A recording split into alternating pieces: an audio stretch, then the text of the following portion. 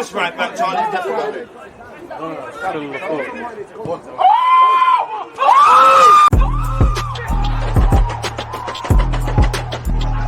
There's always just that active red line defending. I think it's like.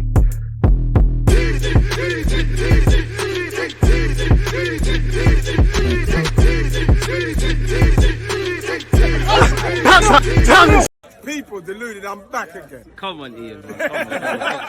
Come on, Ian. Like the big man said himself, I've got Dan in the building. People deluded. How are you lot doing? Again, if you're locked in, smash the like button, subscribe, and all that good stuff. What are you saying, Dan, man? We've got a lot to discuss. Yeah. There's loads to discuss, man. Thanks for having back on, man. It's been time. And that's a hell of a bullet of a right foot, bro. I can't even lie. One goal wonder, man. I'm never letting anyone forget. I'm going to tell my unborn kids it was in the Champions League final, man. I can't lie to you. Shameless settings, man. But I don't know how to kick off the stream. I've got a bunch of stuff in front of me. The first thing I want to ask you is, way before we talk about, obviously, Brentford, the North London derby, I have to get your thoughts on it, man. Obviously, it was a 4-goal thriller. Yeah, man, what was your thoughts on it? Do you think it's a point gained or 2 points dropped? Just what's your overall sentiment around that game and whatnot, man? Yeah, man, definitely 2 points dropped. I was frustrated, if I'm honest with you. I didn't think we particularly played well, and particularly the second half. I thought we started the game in full control. I thought for the first 10 minutes, Tottenham showed a little bit of fight, and then I think we continued to show the possession football for the last probably next 30 to 35 minutes of the game. And what was frustrating for me was when we get the goal, obviously we can't even keep it yet again until the first half. We concede sloppily defensively. How Son's been allowed to get in there between Saliba, White and Gabriel is poor. And then I think when you look at what's happened after that, again, it's sloppy play, bro. And I'm sick and tired now of the team being told by the fan base that, it's a young side, it's going to make mistakes. I don't buy that, because Jorginho's 32 years old and Zinchenko's 26. So I'm not going to have this, that Zinchenko can pass the ball to the Fulham guy. We then concede, drop points. Jorginho likewise, dibber and davering on the ball. So for me, it was 2 points dropped, and it's not by a young squad whatsoever. It's by the experienced heads that keep making these same mistakes. And I'm getting a bit sick and tired of it at home, because at the other end of the spectrum in terms of our away form, bro, we're all right. Like, I don't think away from home, we look sloppy. We look in control, possession football. We create. We look very, very solid. But at Emirates, it's like, let's all get excited and just go and play tick-a-tack of football, go end-to-end stuff, because that's what that game was and shouldn't have been. I said for time deluded, I wanted Maddison at Arsenal. I said this for ages, about 3 years now. I think you said that the last stream I actually had with you on the channel as well, man. There you go. I said it. And he's not good enough, Dan. He won't do it. Look, we've got Havertz. They've got Maddison. Who would you rather have? Do you know what I'm saying? So, yeah, frustrating, bro. Frustrating. I mean, let's be real, though. Tottenham are celebrating a draw yet again, and we're disappointed. Shows the level of the two clubs. Having said that, the reason they're really celebrating it is because I don't think they expected it. I think deep down they thought Arsenal would win as well. So I think they've got excited. We're disappointed, and we need to bounce back, bro.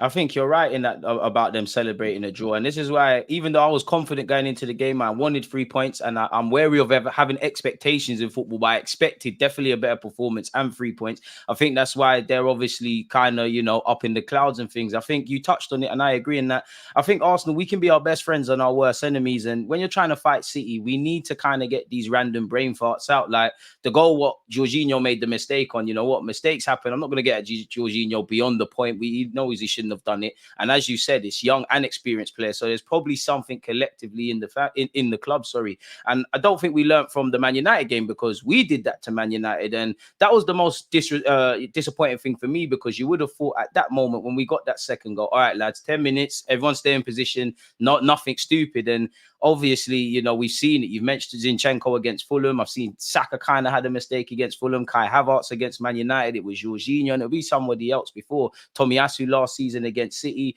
Where are you at with us defensively? Because I think we're an improved defensive side. I don't necessarily think we're a good defensive side, because defending is in all actions, really, how you manage the first 10 minutes and the last 10 minutes. And you kind of touched on it, and I don't know what it is, but it's almost like two different teams at the Emirates. The games at the Emirates are entertaining. You go to the games, it's a fortress and all of that. But I think we're too entertaining at the Emirates for the neutrals. When it's away from home, it's more professional, it's more cerebral, it's more calculated. I think the last 3 games we've had away from home in all comps, they all ended 1-0 to us. So Yeah, man. Like, what do you think is that? Do you think we're in a good defensive side necessarily? And why do you think these things seem to happen consistently at the Emirates versus away from home?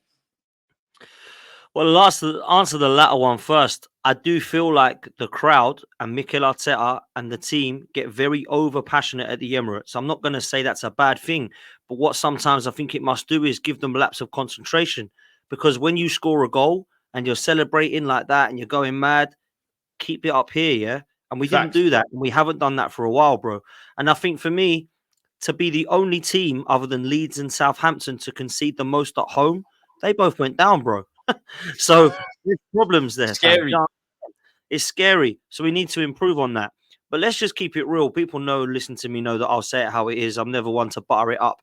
I'll say it how it is. I don't think we are strong enough defensively in midfield or up top still. I think there's holes still, bro. Because let's keep it real. Kieran Tierney was allowed to go on loan. I don't understand why, because Timber's out injured, right? So that means that when Tomiyasu goes to the Asian Cup, we literally cannot lose Saliba to an injury, because what are we going to do? Is Cedric going to come in? Because we have nobody to Well, he back was that. involved yesterday, innit? So, boy, he might get 1-2 games somewhere. I This is can't lie, the might have problem, to man. use him. This is the problem. We are literally a Declan Rice injury away from being Jorginho and Havertz in midfield. That will never happen, Dan. Well, we're 6 games in and Jorginho and Havertz are in our midfield. Then up top, we're injury away from Jesus, from Eddie being up top. Now, listen, Eddie's had a good start, but we know he's not that guy to sustain us to win a title. So this is where I'm at. And people call me negative and, it's toxic to be thinking like that. Sometimes you just got to say it is deluded. Do you know what I'm saying? I don't think you'll be a negative. It's just honest. Like, if there was a million reasons to be excited, be excited. If there's a million reasons to be negative. I don't think you've said anything for me, anyways, that I would say is negative. It's just honestly what you're seeing in front of you, bro. I don't think you're lying. Man. That's where I'm at, bro. That's where I'm at. I mean, it's upsetting to hear you say that, but it's the reality. Do you actually feel like we're better or worse than last season at this moment in time, both in terms of squad depth, how we're playing, etc.? Because last season, you could kind of pick our 11 for a mixture of injuries and Arteta trying new systems and increasing squad depth. Like, there has been a bit of teething issues. You know, Gabriel's basically just come back into the team. Partey was playing right back. We're definitely going to get on to Kai Havertz, but yeah, where are you at with that? Because I think you was bang on the money with, for me anyways, the midfield and being efficient, because ultimately the game's played in the middle of the park and it's decided in both boxes. And I don't think we're defending to the scale we can consistently. And clearly we can all see, you know, I think we've got a problem in that we're not taking the small chances that we're presented with. But I personally think we're not creating enough. For the Martin Odegaards, the Sakas, all these lovely players, it's conversion and creation shouldn't be an issue, surely. Listen, we're the same as last season. We're not stronger. We're exactly the same. And I'll tell you why. Because Rice has replaced Xhaka. Timber has replaced Tierney. Then you can look at Kai Havertz. Raya has replaced Turner. There's only really Havertz I'm looking at, bro. And maybe Timber, if you take Rob Holding out of the mix, then I suppose he's replaced him and upgraded on him. But how many upgrades is there to our squad? There might be to our first 11. Declan Rice, I loved what Xhaka did last year, but for me, I'm taking Declan Rice all day long over Granit Xhaka, right? So that's an upgrade in the first 11. Now let's look at the bench. Our bench, right, which apparently the fans have been saying I was out of order to give it a 6.5 out of 10 window. Apparently it was a 9 out of 10 window. How can it be a 9 out of 10 window? How can it be a 9 out of 10 window when I'm looking at the bench and I'm seeing Tomiyasu, Cedric, El Neni, Jorginho, Smith Rowe, Nelson, Eddie, David Raya or Ramsdale, whatever one you want to look at it.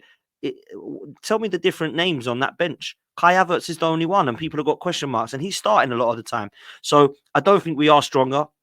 I think our first 11 is probably stronger when everybody's fit, but we haven't been able to see that yet, unfortunately. I'm a big fan of the Rice signing and the Timber signing, but the other ones, for me, we needed more. I still feel we are a defender, a box-to-box midfielder, a Saka replacement winger, and a central striker away from Man City, bro. That's 4 players. So, yeah, I don't think we did enough, man.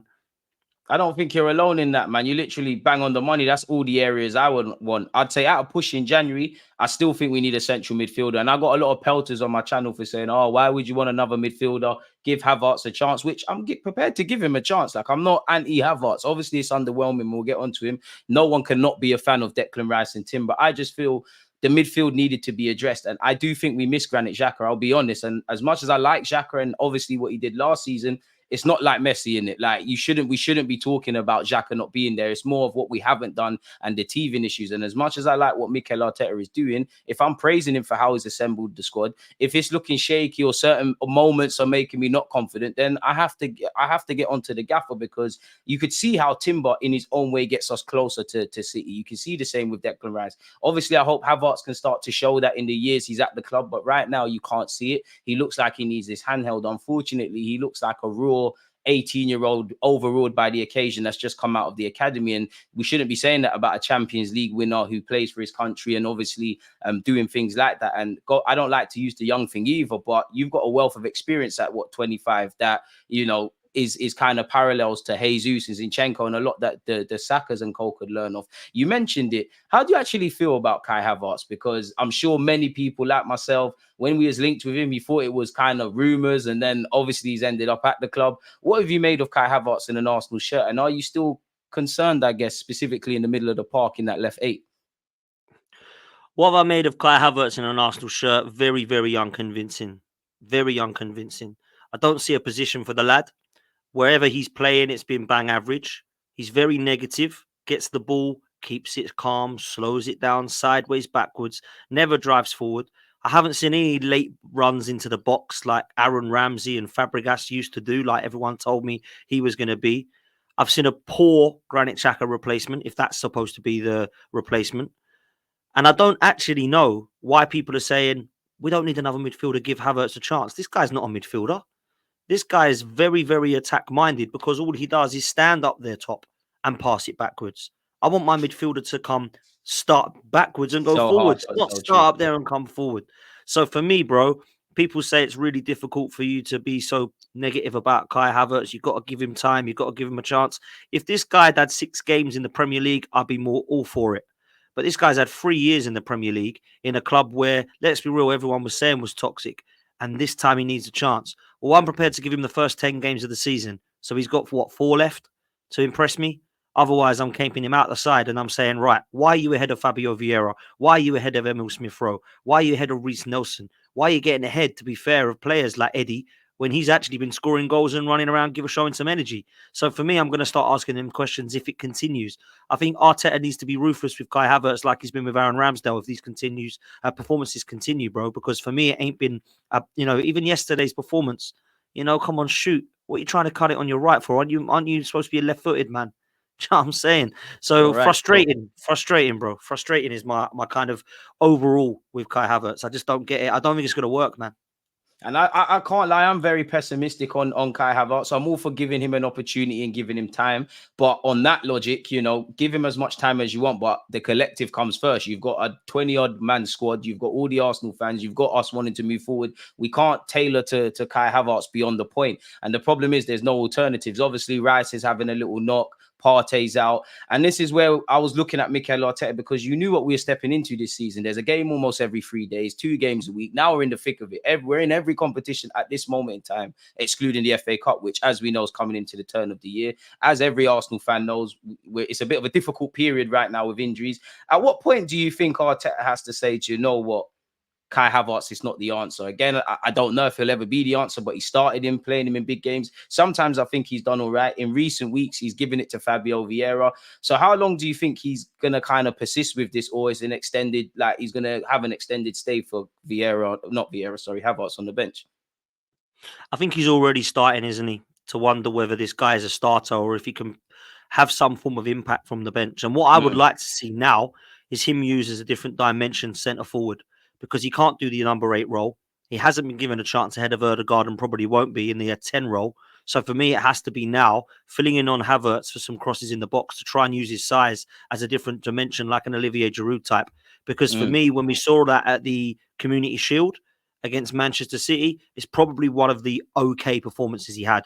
And he was up top and things were sticking to him. He was linking up people. He was passing it well. And for me, he was just used as a bit of a man-mountain target man type.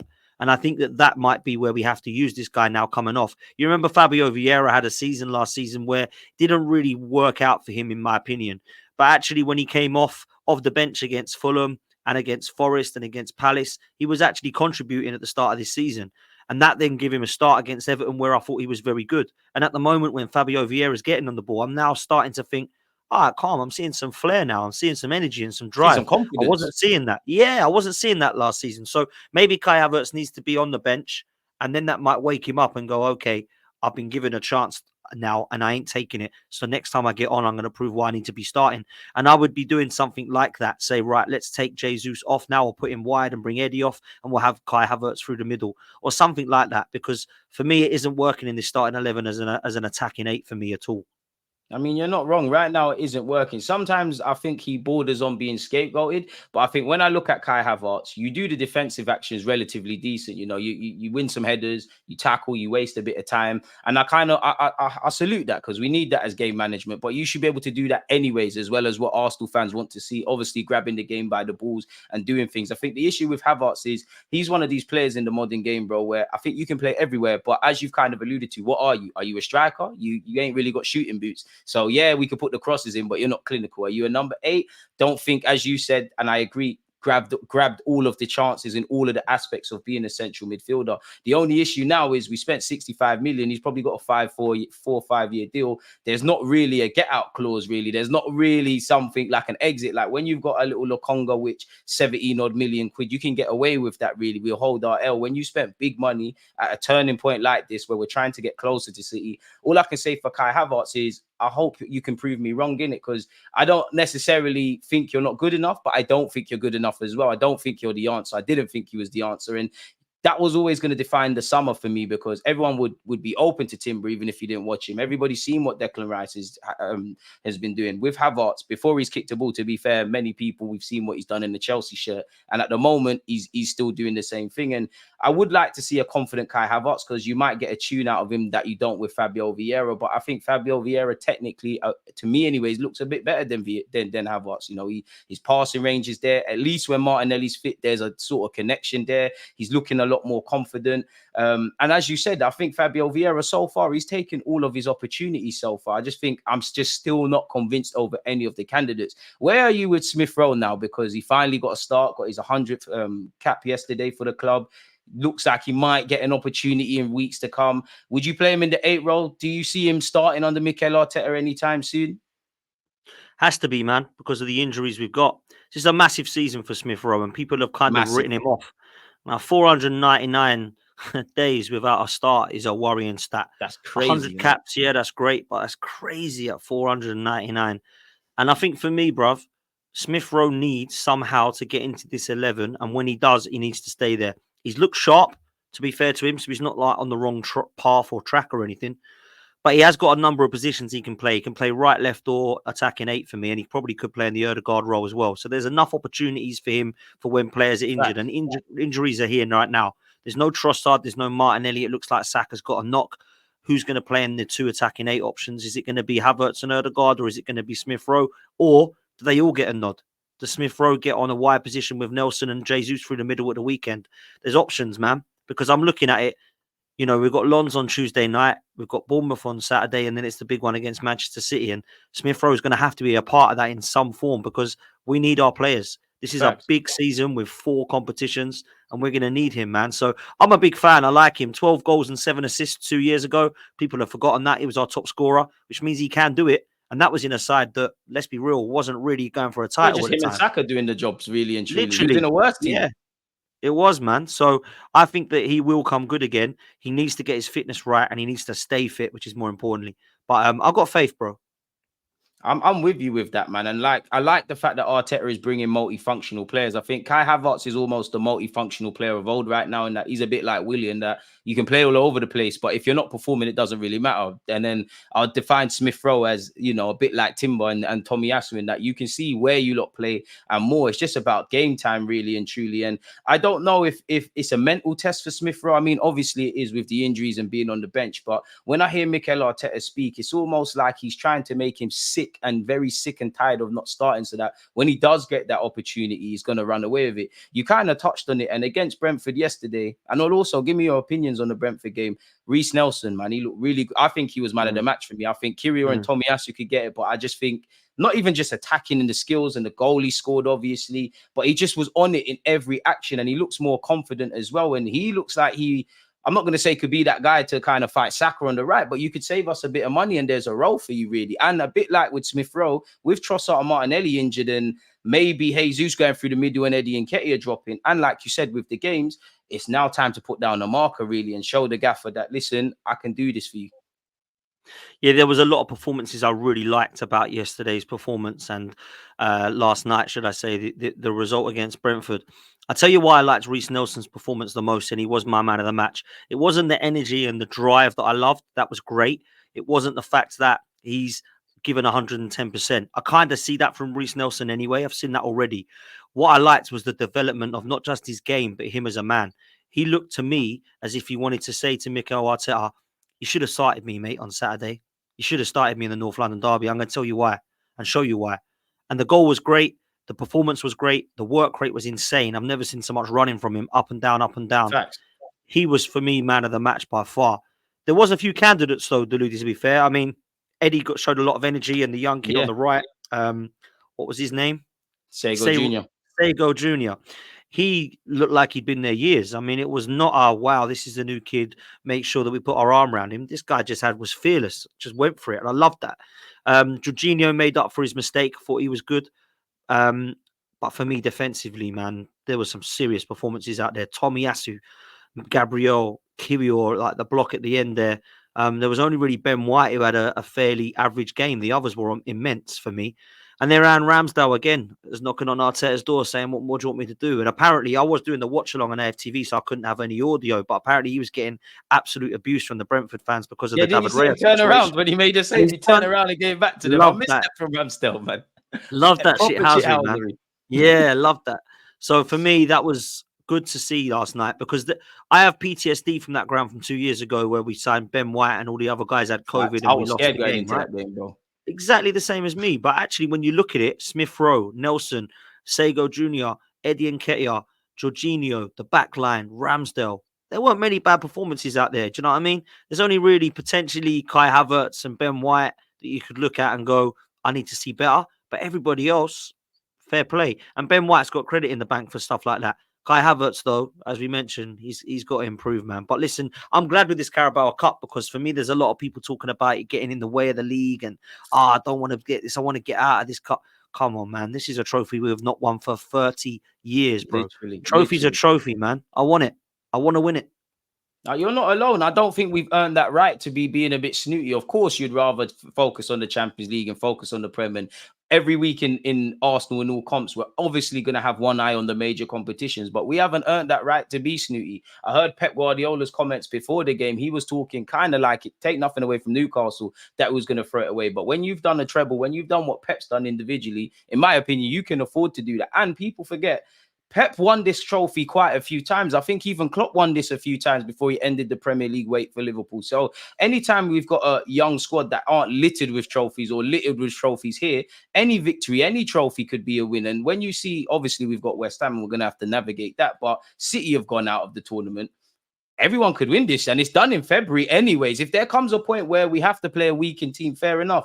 And in the Brentford game, I feel so far this season, I would say I'm truly impressed with Arsenal in all comps. I would say the last half an hour at Crystal Palace away. I would say the game against PSV, because that was the first time I think in terms of in front of goal, we was very efficient. And yesterday, really, because as you said, I was kind of shook going into the game. I think we controlled it well. I think there was a nice tempo. As you said, Jorginho looked like he bounced back from his error. I don't want to keep speaking about Havertz, but with the exception of Havertz, it's like everybody wanted to put down a marker and tie into collectively what we're doing. Naturally, we knew Brentford, they have that element in that they can play football, but they can throw it long and they can like do them kind of things there. And we coped with that really. And they never had their shooting boots. I do think on another day, the only criticism I would say is I still don't think we're creating enough chances, bro. I really don't. For the quality that we have, I don't think we're creating because, you know, we both touched on the Kai Havertz chance. And I think there was one with Eddie and there was a mazy run from Smith Rowe.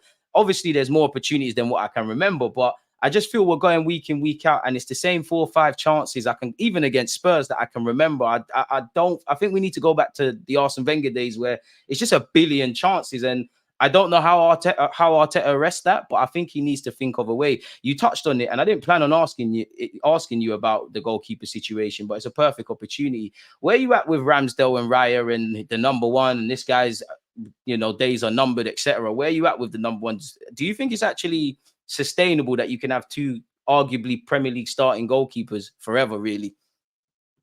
So to the latter part of that question, absolutely not. There's no way we're going to be keeping both of these goalkeepers come the end of the season. When we go into the next following season, one of them will be gone. It's just facts. I don't know a time where that's not happened. I know a time where two goalkeepers have competed for the jersey, but it ain't lasted more than a season. Cech and Courtois is the typical example. Leno and Emi Martinez is another example. So for me, I look at it right now and think David Raya and Aaron Ramsdale is good for Arsenal Football Club right now this season. I like the situation, Deluded. What I hate is the way the manager's dealt with it so far. I think it's been proper novice-y, man, if that's a word. Proper poor. Like, for me, you buy David Raya and you say, Aaron, you have been top quality for us. So you are going to play in the Champions League and the Cup games. But I'm afraid David's going to take the Premier League games. And everyone knows where they're at. The fans know, the media know, the players know. You go for it. This guy's kept everybody guessing. I will throw Raya in at Everton now, and then PSV means Ramsdale's coming in. I got you again, David. I got you, yeah. I'm like, what's happening here? Like, this guy, and then Ramsdale comes into this one. It's been dealt with very, very poorly. And I feel sorry for Aaron Ramsdale because I've not seen the ruthlessness from other players like I have him. And I don't think it's been deserved. So if he's going to have ruthlessness for David Raya and Ramsdale, I want to see the same for Kai Havertz. I want to see the same for Eddie Nketiah. I want to see the same for Fabio Vieira, Bukayo Saka, Ben White. I want to see these players getting the same treatment because otherwise it's not fair, bro. So the media do not help things either. I think it's a joke what's been happening to Aaron Ramsdale the way he's a player that's not liked by the media or by other football fans. I think it's because of the shithousery and the fact that people, he thinks he's better than he is and he's cocky and arrogant. Fact. Nah, what he's done is he's proved everybody wrong in 2 years, including Arsenal fans. That's what he's done. And people don't like it. Yeah. So what's happening now is he gets put on the bench at Everton and he sits there with a hump like this. And then it's a disgrace. Wow, he's going to be going. He's off to Chelsea, this lad. He's going to Man United. 1 week later, Facts. in the North London derby, he goes, oh, what a save. And now what he's a playing up the disgrace camera. that man is. What an actor. What an opera. Does he know what he is? And then the next minute, this guy can't win. I'll be saying to him, okay, what do you want me to do? Do you want me to just sit on the coach? What do you want me to do? No, be it's happy, fact. be sad? Oh, come on, man. Like, I'm against. I think he's dealt with it horrendously. And people go, oh, you just hate Arteta. Ain't about that. He could have dealt with this so much better for me, bro. He's put this on himself. He's put the Havertz thing on himself, the David Raya and Ramsdale thing on himself, and he hasn't brought in the areas that we needed. And that could fall on his head. I'm not saying it will. There's a long way to go. But he's going to have to hold that, bruv, if this goes wrong, because it's him who's put himself in this mess. I mean, like you said there, I believe in fair praise and fair critique, and I've got a lot of admiration for Arteta, and I still think he's the guy. But like you said, you can't. I always believe you can't stand in the rain and complain why it's wet, and you've done that with Kai Havertz potentially. You've done that with Raya. I don't know where Arteta's head is at with Aaron Ramsdale and Raya, because his comments after the game is like, well, I'm the wrong person to ask about Ramsdale. I'm the one who brought him in when no one believed in him, which is fact. With David Raya, I think, if I remember correctly, David Raya was his first choice. So that might kind of gauge towards it. And I would love to know what Mikel Arteta specifically told Ramsdale when he got wind of Raya coming in. And obviously Raya, did he say it was a thing where I'm actually genuinely going to have two keepers and that's what we're going to do, what we hear in the media? Is it a thing where Raya's told your second choice? Is it a thing where, you're both going to get an opportunity? Honestly, I don't really know. I do like Raya, and as much as I feel sorry for Ramsdale and he's been hard done by, collectively as a club, I think we benefit because that's two quality keepers in a Euro season. I don't know where Ramsdale's head's at. Ramsdale doesn't strike me as a runner or somebody that's scared, so I think he'll fight it out this season and we'll see where we're at. I agree with you. I think the biggest point is, unfortunately, the way the media's dealt with it. Like, I've never seen, let alone ex-Arsenal goalkeepers. You're asking Sheffield United's Davy Brooks about Ramsdale. Big up Brooks because he's gone through a lot, but what the hell does he have to do with anything? And I think the only problem with that is, obviously, these media outlets know about engagement, and us Arsenal fans, in terms of the internet, we run the internet, innit? We're probably keeping the lighting bills on for half of these people.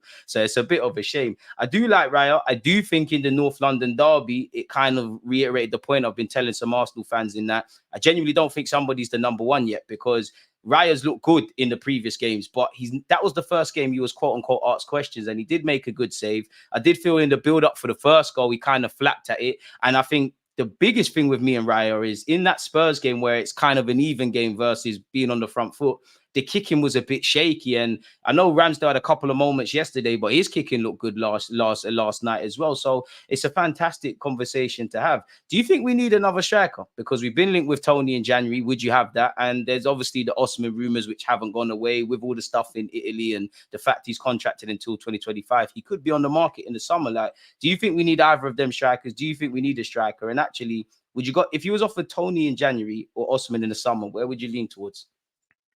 Yeah, I got asked this question last night, and it sparks a great debate, this question. The way I would answer it is, do we want to look at where we are right now, or do we want to keep looking towards the future? Because I'm sick of doing that, Deluded. I've been doing that for 15 years, bro, right? We're in another youth project now. This is the 3.0 youth project. We had the one before it with Wilshere and Ramsey, and the one before that with Fabregas and Van Persie. So far, it ain't worked. So maybe it's third time lucky, right? I hope it works out. But if I can maximize a transfer window in January and Toney's there, I'm taking him, bruv. I'm not going to go, nah, I don't want him. I want Osimhen in the summer. And then what happens? Osimhen looks at Real Madrid and goes, do I want to go there or do I want to go to Arsenal and probably lose to City and potentially get to a semi of a Champions League? Like, what do I fancy? And then we've missed out on Toney and Osimhen, and we're going for Evan Ferguson at Brighton, who will be another player that's probably going to be 100 million. Right. To get a conversation, it's 100 million for that Ferguson brother. And he's 18 and he scored one hat-trick. Do you know what I mean? So this is the problem. For me, I'm taking Ivan Toney. I don't care if that means we might not get Osimhen or we might get him as well. For me, I don't care. I'm taking Ivan Toney because he can do something right now. This is a Premier League proven striker, which is something that Osimhen is not, although I do think he's a beast and will kill it here. I don't know that. I can't guarantee he's going to get 25 goals, can we? We don't know that. We're hoping that if he comes Arsenal, he's going to do that. That's a good point. For me, we don't know. He could come and be like, oh, I need to get back to Italy because this place is too physical for me. I don't know. I don't know enough about the player. That's a good point. It's a genuine point. But for me, if I'm asking you right now, what Premier League striker am I taking that's realistic? Ivan Toney is the guy for 60 million, which is what they're quoting. Thomas Frank knows he's going. He's not silly. A bit like David Raya. He doesn't stand in their way. I think he's a very good manager, by the way, Thomas Frank. And I do like what he does. And I think Ivan Toney would be a massive, massive impact signing. Great upgrade on Eddie Nketiah. And if you picture the scene, let's say Arsenal were flying. Let's say we continue to go on this. We haven't lost yet and we're still looking good. We get to January. We're out of group stages. We've won that. We're waiting for our opponent in the last 16. We're in a Carabao Cup semi-final, I think it will be back then. FA Cup's just about to start. We're waiting to see who we get in that draw. And we're in touching distance of City by 3 points behind them. Ivan Toney signs. Everybody else goes, okay, now Arsenal are serious. That's a boost. That's a massive boost. So, okay, we have to do all those things to be that. I'm looking into the future of January, but then I'm looking at Ivan Toney thinking he might be able to win something this season. Not, oh, I'll tell you what, I don't want to get Toney. I'll stick Eddie now because then we might be able to get Osimhen. And then Real Madrid go, actually, fair play to Arsenal, but we're going to have him because we're getting Mbappe and him. And then we're screwed. Do you know what I'm saying? So for me, it's not about let's worry about next season. Let's worry about this season first. I'm not worried about what happens next season, bro. I'm worried about this right now. Because otherwise we'll be looking at, right, I'll tell you what we need to do. We need to look at what's going to happen after Jorginho and Elneny go in the summer. Let's not worry about that now. Let's worry about this squad right now and how we can boost this squad, not who's going to replace the long-term Elneny and Jorginhos of this world in the next summer. Come on, man. Like, let's work. It's always about the future of Arsenal. It's always about what's this going to look like. Because I'll tell you this now, bro. Saka, Martinelli, Odegaard, Saliba. If they're 27 and they haven't won a Premier League, they're going Real Madrid. They're going to have to keep it moving. Yeah. So, they're going to have to. You know what I'm saying? This is about win now so that keep these guys happy because they're only going to be happy for so long. Footballers are ruthless, bro. They're mercenaries. So we got to do this now, man. And if Ivan Toney becomes available now, I'm getting him, man. 100. I think you're right on that point about Odegaard, Saka, Saliba, etc. In that it's great now. You're young. You're kind of growing with the squad. There isn't necessarily that pressure to win beyond the fact of what the fans want and the internal pressure. But if you get to a point where you're in your peak powers, you're gonna want to win stuff because you could stay at Arsenal till you're 30 odd, and you're just or 35, and you're just gonna get cheerio, thank you, testimonial, but you haven't got out of your career what you want. So I think you're bang on the money. Equally in terms of being bang on the money with Toney being a lift, I think the only mark against Toney's name I could say is probably I don't know how fit you're gonna be because I know you're back training, but you're not gonna be fit. He's got 18 months left on his deal. He's got a new agent. Brentford seem quite realistic when a player wants to leave. It all depends on the fee and the conditions of the deal and what other teams are going to do. But I'm having Toney. I think he fits the system. I think he can contribute without scoring. Evidently, I think he scores goals. I think he gives us a physical kind of threat, a bit like what you were saying with Havertz earlier. But the difference is Toney can actually header respectfully to Havertz. I'm having Toney. What would that mean for Jesus, though? Is that a case of Jesus being second fiddle? Is it a case of Toney being in the squad, or does Jesus provide another option on the left or the right? Kind of what you've seen with Eddie Nketiah and him in the last couple of games. Yeah, both. I love Gabriel Jesus, but I haven't seen him have a season where he ain't got an injury yet. So I need to be seeing that for him to be guaranteed number 9. And who's more clinical in the box, Ivan Toney or Jesus? I'd say it was Ivan Toney. Probably Toney. So, so for me, it's going to be a fight for the shirt. And that's what it should be in every position, by the way. It's how you deal with it. What I'm not against is that the David Raya Ramsdale situation, I'm really not against it. But I'm against it if the manager's going to treat it like that. Because can you imagine if he does that in every position? Because I wanted this with Zinchenko and Tierney. I liked that. I wanted that to stay. I didn't want to sell one. I wanted this. I didn't want Tierney to go at all. Nah, man, he's one of my favorite players, Tierney. I love the kid, right? So for me, Ivan Toney and Jesus, let's just say, let me just think of one: Pedro Neto and Xhaka, Martinelli and Trossard. Same. They're not the same levels, but for me, they're quite close. They're not a huge drop off. They could all put pressure on each other's spots if you're not doing your jobs. Precisely. So that's what we need in every position, right? Because you're taking Saka and you're taking Martinelli, but Trossard and let's say Pedro Neto are knocking on that door, going, "I am still here, by the way." Do you know what I mean? And that's what I wanted in every position, bro. And I still feel we're short in a few. So what would that mean for Eddie Nketiah? Could you make a case of him kind of being in and around the squad, kind of doing what he does now to a lesser extent? Or is it a case of, he has improved, he has started the season brightly, he does look fairly Premier League proven now? Is it a case of we bought to buy Toney for 60 odd and then we probably move on Eddie Nketiah at a profit and kind of, offset the deficit essentially in that regard? Yeah, listen, if someone wants to come in with 20 to 25 million, I probably would say, yeah, go on then. I know that people might think that's cheap, but at the same time, I think he'll want to go if he's third choice. If he wants to stay in at third choice and he wants to play the Carabao Cups and some of the early stages of some of the competitions and our cup competitions, cool, be your third choice striker if you want, because I always prefer to have 3 strikers than 2. But I don't believe he'd want to do that, and I think we should respect it and say, see you later. Listen, if Brentford went in January, want him, I'd swap him for Toney. If people want take some money off the price as well. In theory. Precisely, we give you. Let's say, I'll tell you what, I'll give you 40 million plus Eddie. There you go. Go. Yeah. Do you know what I mean? I'd do that. So it depends what Brentford wanted to do. But I think Arteta loves Eddie, man. He loves him, doesn't he? I think he likes him from a personal point of view as well. And obviously, we've played football before. That's sometimes why you get a look in. I think, and it's not a knock on Eddie Nketiah's name for anybody listening, but I just think he likes Eddie. I think he likes I will give that to Eddie. I think he's very professional. I think he's very realistic about his situation. I like the way he kind of carries himself, if I'm completely honest. So I think you're bang on the money with that needed. You kind of touched on it. If everybody's fit, what is your front three? Because I have found with Arsenal fans, it kind of differentiates. I think the only given is Saka on the right. Yeah, man, it is mad, isn't it? Because I think if everybody's fit, I'll go Saka, Martinelli, Jesus. But one player that I really can't have any disrespect for is Trossard. I feel so. I love the guy, man. I love him. I think he's been treated very harshly towards the back end of last season. In March, he got Player of the Month. He got 3 assists in the first half, which has never been done before against Fulham, if you remember, at Craven Cottage. Unbelievable, right? And then he literally didn't see him again, pretty much. I mean, April and May, the league title was thrown away, and Trossard was hardly anywhere to be seen, bit part player. Then he got the injury, pre-season, best player for me, by far, Trossard. Then he got a little bit of a knock and couldn't quite get back into the side. And now that he did come back into the side, when Martinelli got a knock, he scored the goal. He was brilliant against, well, let's be fair. When has he not been brilliant, actually? Fulham was probably the only game this season where he come off when no one was good. Yeah. Or even when he came on against Anfield last year as a false 9, but I've never been convinced on Trossard as a false 9. But generally, he's taking his chances, man. And I like Trossard because he's experienced and I think he's the best finisher at the club. I've always said, people always get on to me. I do think Trossard's overrated, and I'm going to explain that in a sense of I think he's a terrific player. I just feel people put him on a level that he's not necessarily. And I think that's because he doesn't play. But I do think he should get more game time. I do think he's more of a vital player than people give him credit. I do think he's the more adaptable player out of the front 4. And I think he's the best finisher. I might not think much of Jorginho, but if I'm Declan Rice, in the 12, 18 months while Jorginho's still there's many things you could learn from Jorginho and get that into your game that you could take. And I think if I'm Saka, Martinelli, even Odegaard, there's a lot you could learn about Trossard, because I don't know how to explain it, but if a chance is on his left foot, he'll hit it. If it's a thing where he needs to take an extra touch, he'll do it. I think the others can kind of get nosebleeds, like Jesus. I love the guy, but he kind of does too much. I think Trossard's the most kind of natural at that, and I like Trossard in that. Obviously, he can get better, but it's what you see is what you get from Trossard. Really, he's at that stage of his career while the others are developing. So I've got a big fan of him. For me as well with him is his quick feet, and he reminds me so much of some of their past Emirates players, man. He reminds me of Alexander Hleb. He reminds me a little bit of Thomas Rosicky.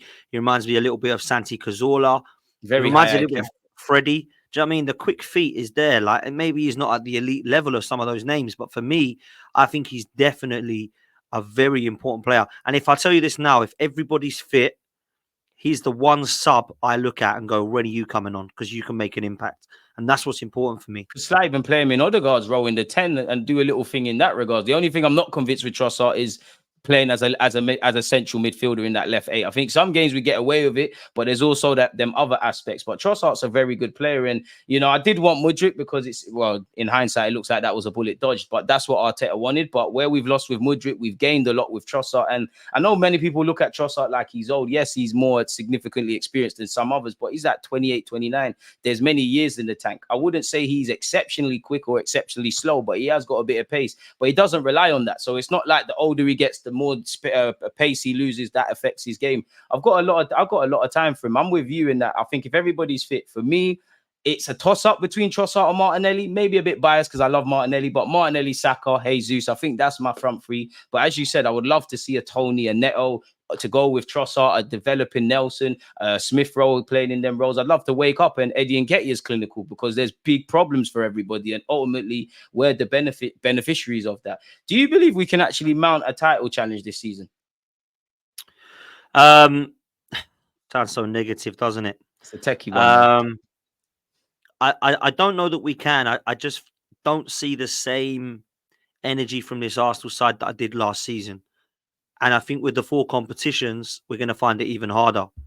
For me, I think we can get within touching distance of Manchester City for a majority of the season. So no more than 4 or 5 points away from them. But I do think that Manchester City will walk away with this league. They've not even looked like losing, in my opinion. Taking maximum points. Maximum points. Never start this strong. We know what their February, March, April, May looks like usually. It's a worry for me, man. And this is even more why I say to people, win a trophy. Win a trophy. Because, this Carabao Cup, for example, right, we touched on it earlier. Manchester City have gone out of that, which means now Arsenal and Liverpool are favourites for it. So let me tell you this now. Liverpool, Arsenal, Newcastle, United, Chelsea, West Ham, they're all going to play stronger sides now because they think, cool, I was going to play the kids because City were in it. Now they're out. We could have a good chance here. Couple more wins and it's a day out at Wembley quickly. And I swear it's the finals in February as well. So exactly, makes sense. 100, man. 100. I want to win a trophy this season. This, for me, Mikel Arteta has to be doing that at the end of the season for it to be successful. None of this, are we going to top 4 again? Didn't win anything. We're going to top 4 again. But we do that for 20 years under Wenger. Like, come on, man. Let's raise the standards and actually win something with this team. We spent 700 million on it. Go and win something with it. And I think you're right in that. I think fans can be a bit snooty, but players, because when you look at how many active players to how many win a Premier League title, how many win a trophy, at the end of the day, you want something to tell your grandkids. It sounds stupid, but not too many footballers win stuff really. So I don't think the players want to throw it away. Obviously, there's natural preference, and Arteta's going to have to navigate the calendar list. But you're speaking facts on that. How do you feel about Mikel Arteta? Like, do you feel he overcomplicates things? Do you feel like we're a bit too scripted in the final third? What do you think is the good and bad points? Like, what do you even think about his system that he's deploying this season per se? Like, what's your thoughts on the gaffer? I feel like he's overcomplicated it for sure. To start with, when I saw Partey on the right and this Havertz and Eddie thing going on and this kind of switch at the back with players shifting across, I weren't a fan of it, bro. I can't lie to you. It just didn't seem right. I don't think there was any need for it. I think everybody felt last season that we had a system that was really lethal, and everybody expected that system and players to stay exactly the same but be swapped by one player. and Declan Rice was that one player to come in for Xhaka, and everything else stays the same. But when we didn't see that, I thought, why is he doing this? Why is he overcomplicating it? Now, people will say, oh, it's because the last one didn't really work. Yeah, exactly. So don't scrap it all and change it again. You got to get plan A right first before you change to plan B. Like, you got to wait for plan A to go completely wrong. And for me, plan A didn't go wrong. Injuries cost us, not the system. So for me, I think when you look at his overcomplications, that's a problem. The other thing I will say, bro, that I massively worry about with this guy, two things. One, he can't prove to me that he can get us over the line yet. Not with this team. Can with Emery's team that he won an FA Cup with, but he can't do it with this new team. And the other thing I get frustrated by is his in-game management is poor sometimes, bro. Like, so poor. And yeah, okay, he's kind of still learning, but he is like nearly 5 years into his first job now. It's not 5 minutes into the job. You've got to start learning quickly. The Spurs and game, the subs were dodgy. I'll say that to echo your point. The Spurs games were dodgy, but it's not just the substitutions for me in that game. Last season, we need a goal, and he's bringing off Jesus for Jorginho at West Ham. Why? What are you doing?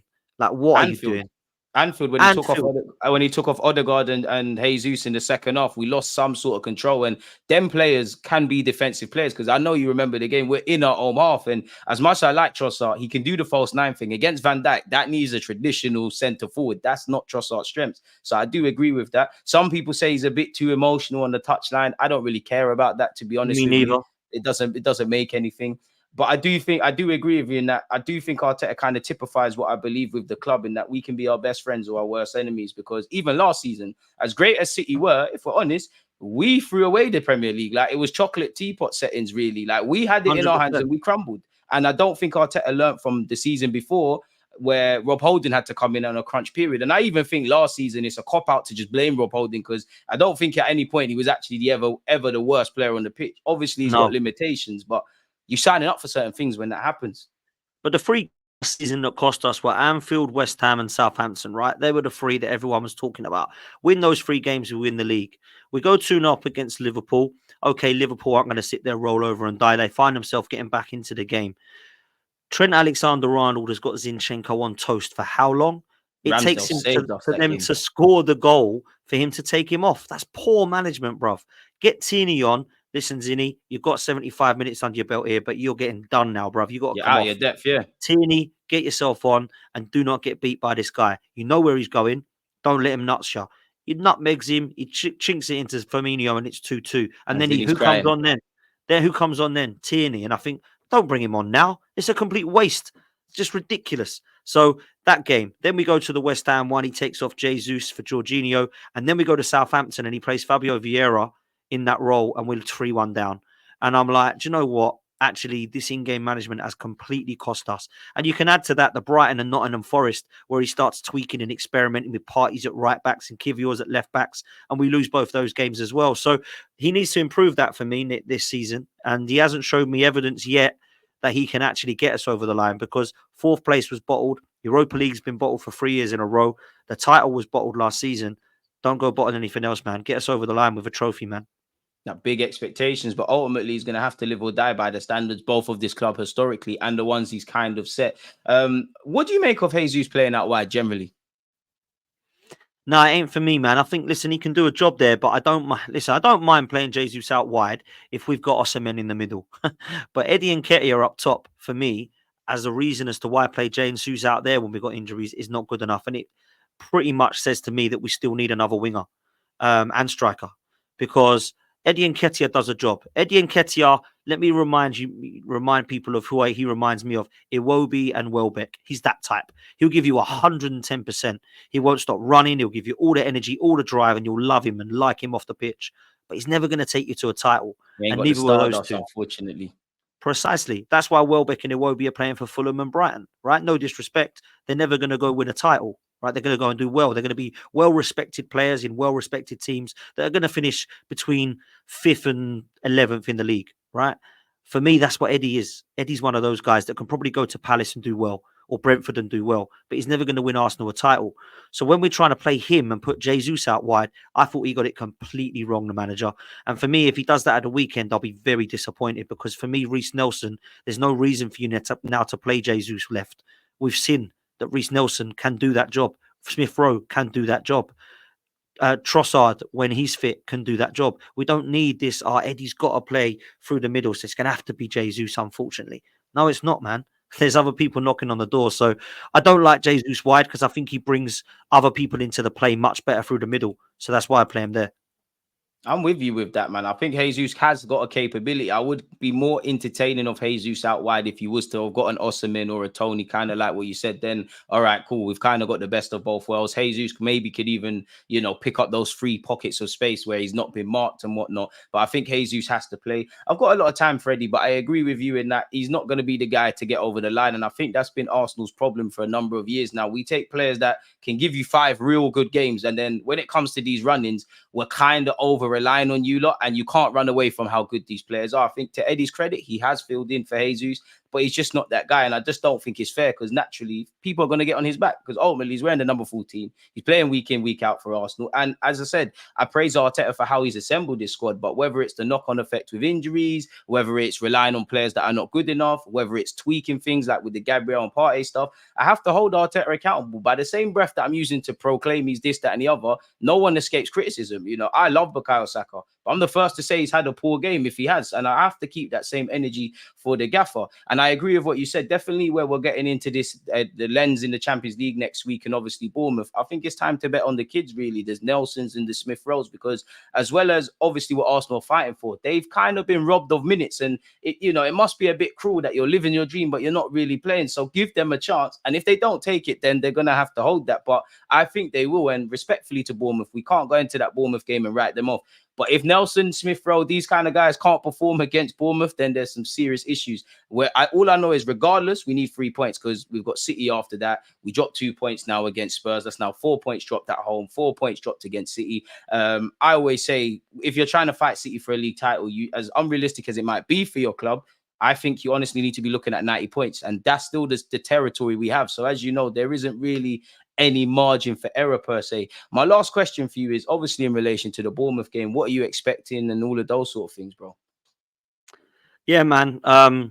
Listen, want to win a league, you've got to go and beat Bournemouth. Got to win 30 games. So it means we've got to win Simple 26? That, yeah, got to win 26 more games because we won 4 already. And I mean, if you don't do that, there's a likelihood you're not going to win the league. It's that ruthless. It's that brutal. Got to beat Bournemouth. I think we've got a good enough team there, even with our injury problems, to beat Bournemouth. I don't know what the injury updates are on Saka, Rice, Trossard, Martinelli. I know Partey's out and obviously Timber's out, but I don't know what else we've got injury problem-wise. But I'm going to go for a clean sheet and a 2-0 win because I do feel that there's enough quality there to score goals. And I think we've got our best back 5. We seem to be a lot more controlled in possession and we seem to have a lot more composure away from home. So I do think we'll get another clean sheet. And I'm not just looking at Bournemouth's side and thinking, wow, we've got to keep 7 or 8 of their players quiet. So at the moment, guy, really. Precisely. So I'm going to go with a 2-0 victory, mate, and I think that we'll be fine. The Lens result, as you said, in terms of who plays there, we're going to have to be clever here because this is about rotation for Mikel Arteta, but not wholesale changes. There's a difference for me. If you look at what Pep Guardiola does with Manchester City, he makes 4 or 5 changes, and then the next game he brings 4 or 5 back, and then makes another 4 or 5 in the third. We don't see a different 11, then another different 11, then another different 11. That never happens. That's what we've got to get good at, man. Very cute and clever with it. With those 20 players he's got, he keeps them all happy and rotated. And that's what Arteta's got to learn for me. So when I see us going into the Lens game, I don't expect to see like 11 different players. I expect to see probably 4 changes at Bournemouth and then another 4 different players in the Lens game. And then our strongest side against City. And then when we go back into the League Cup or Champions League, another 4 changes there. That's how he's got to do it for me. You're right with that.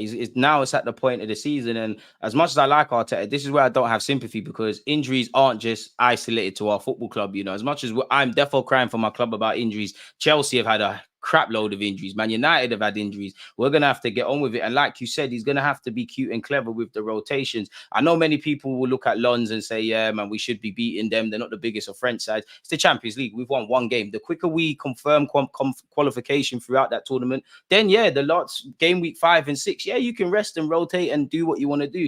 We need to start making things easy for ourselves. As you've seen, the 6 games we played in the Premier League, on paper, whether some have been easy or harder, it's been high intensity, very dramatic games. It takes a lot out of you. And in relation to the injuries, I hope Declan Rice is back. I hope his back's all right. They said Xhaka might not be there for Bournemouth. Arteta seemed, when I watched it, like he's playing a bit of games with that. Partey, apparently him and Martinelli for City. Just don't know for Trossard, if I'm honest. So we're going to have to get on with it, really and truly. Dan, it's been a pleasure having you here and talking Arsenal. What content have you got to come out? Let people know where they can find you. All your information is going to be in the description. But yeah, man, it's always good to hear it from the horse's mouth, bro.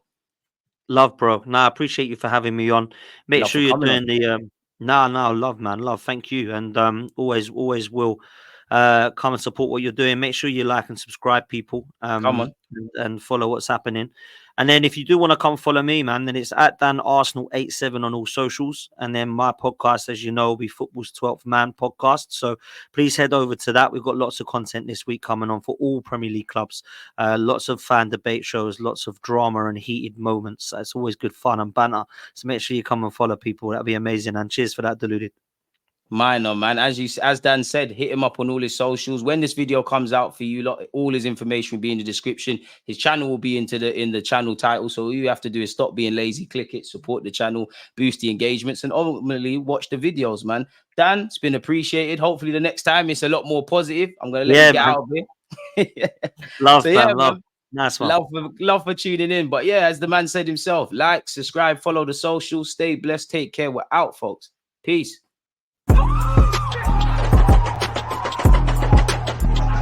There's always just that active red flag defending. I think it's like